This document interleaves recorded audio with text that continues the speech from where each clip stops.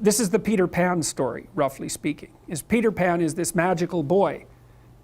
Pan is the god of everything, roughly speaking, right? And so it's not an accident that he has the name Pan. And he's the boy that won't grow up. And he's magical. Well, that's because children are magical. They can be anything. They're nothing but potential.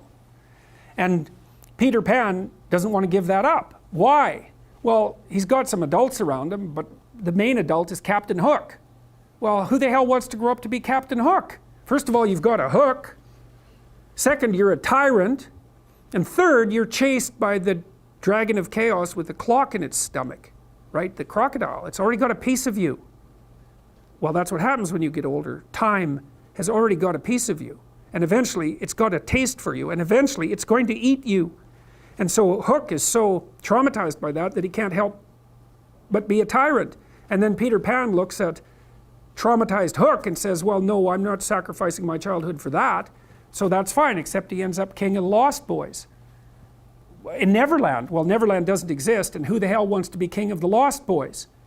And he also sacrifices the possibility that he'll have a real relationship with a woman, because that's Wendy, right? And she's kind of conservative, middle class, London-dwelling girl. She wants to grow up and have kids and have a life. She accepts her mortality, she accepts her maturity. Peter Pan has to content himself with Tinkerbell. She doesn't even exist. She's like the fairy of porn. She doesn't exist. She's the substitute for the real thing. And so, but the dichotomy that you're talking about is very tricky, because there's a sacrificial element in maturation, right? You have to sacrifice the pluripotentiality of childhood for the actuality of a frame. And the question is, well, why would you do that? Well, one reason is it happens to you whether you do it or not. You can either choose your damn limitation, or you can let it take you unaware when you're 30, or even worse, when you're 40. And then that is not a happy day. And I see people like this, and I think it's more and more common in our culture, because people can put off maturity without suffering an immediate penalty. But all that happens is the penalty accrues, and then when it finally hits, it just wallops you. Because when you're 25, you can be an idiot. It's no problem. Even when you're out in a job search, it's like, well, you don't have any experience and you're kind of clueless. It's, yeah, you're young, it's no problem. That's what young people are like, but they're full of potential.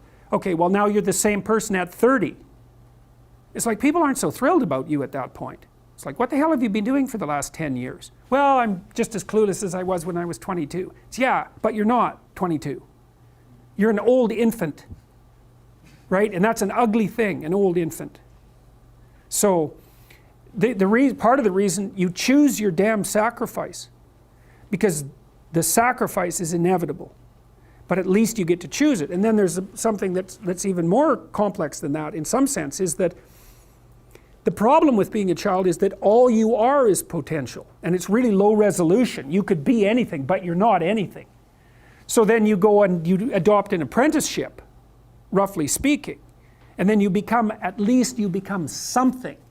And when you're something, that makes the world open up to you again.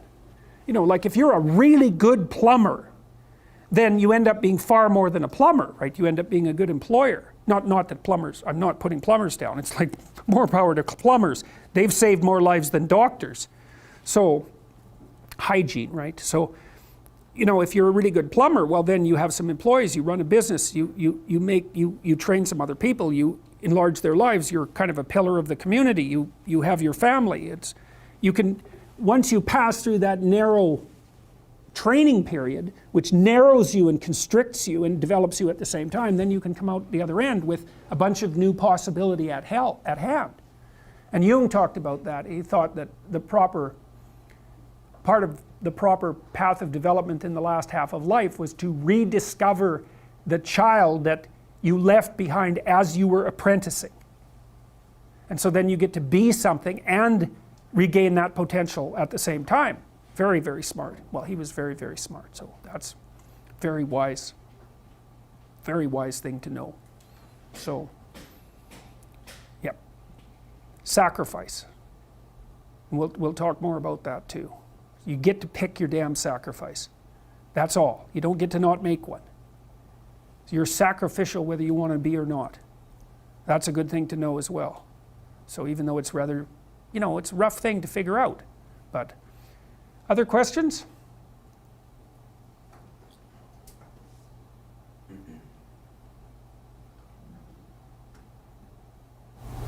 I have one if no one else. Okay.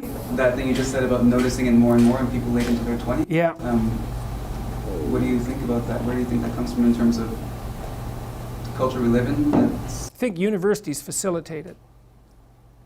Because you can go to university to not be something instead of going to university to be something. And it's Pleasure Island. And the price you pay for it, especially in the US, is debt. And you're enticed into it because the administrators can pick your pocket.